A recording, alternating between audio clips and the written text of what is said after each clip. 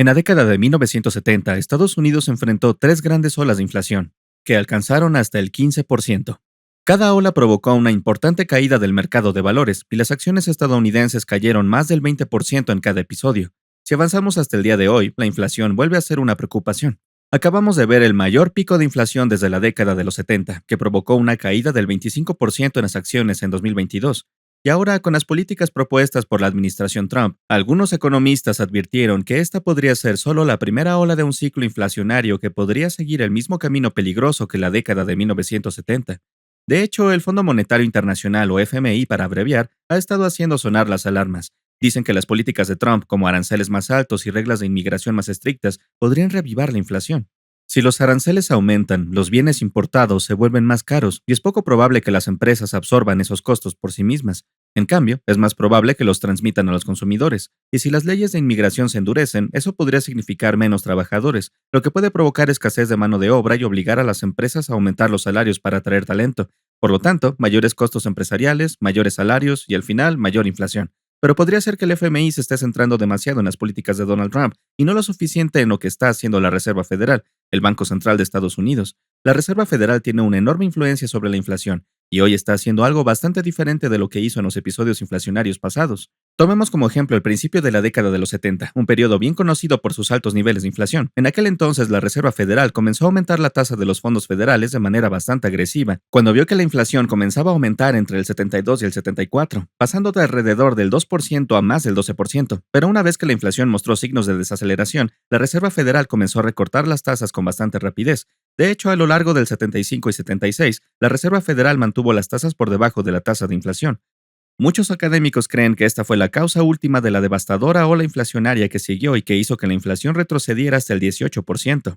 Y de hecho, vimos una configuración similar en 2022, cuando la tasa de los fondos federales estaba por debajo de la tasa de inflación, lo que también precedió a un gran aumento de la inflación. Este fenómeno, cuando la tasa de los fondos federales es más baja que la inflación, es lo que se llama tasas de interés reales negativas, y en realidad ayuda a estimular la actividad económica a través de préstamos baratos, lo que a su vez genera inflación. De hecho, una investigación académica realizada por el FMI ha encontrado que las políticas de tasas de interés negativas han logrado aliviar las condiciones financieras, y esta es una estrategia que han utilizado muchos bancos centrales de todo el mundo. Por ejemplo, en países donde la inflación había sido demasiado baja, como Dinamarca, Japón y Suecia, los bancos centrales locales utilizaron tasas de interés reales negativas para ayudar a que la inflación volviera a niveles saludables. Hoy, el tipo de interés de la Reserva Federal se sitúa en el 4.5%, la inflación, por su parte, se sitúa en el 2.9%. Entonces, las tasas de interés son más altas que la tasa de inflación, y esto se conoce como tasas de interés reales positivas. Lo contrario de lo que estaban haciendo a principios de la década de los 70 y en 2022. Las tasas de interés reales positivas incentivan el ahorro en lugar del endeudamiento.